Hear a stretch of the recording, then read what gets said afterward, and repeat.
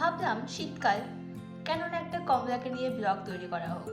যদিও কমলাকে নিয়ে ব্লগ এর আগে হয়েছে, তাই আজকে আমি কমলার চোচাকে নিয়ে ব্লগ বানাবো। কমলা খেয়েছি, তো খাওয়ার পর এই যে কমলার চোচাটা বেশ বড় করেই করা হয়েছে। এর একটা কারণ আছে, এমনি এমনি না। আমি ভীষণ অলস প্রকৃতির মানুষ। এই ছোট ছোট চোচাগুলো ফেলে কি হবে, ঘরটা নোংরা হয়ে যাবে। আর আমাদের একজন আছেন যিনি নোংরা একদম সহ্য করতে পারেন না।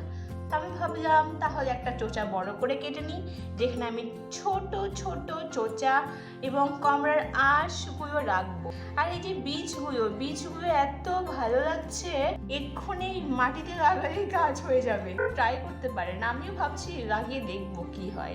বেশি কিছু বললে আমি ভুলভাল বলে ফেলবো, তাই ভালো থাকবেন। Tata, bye bye.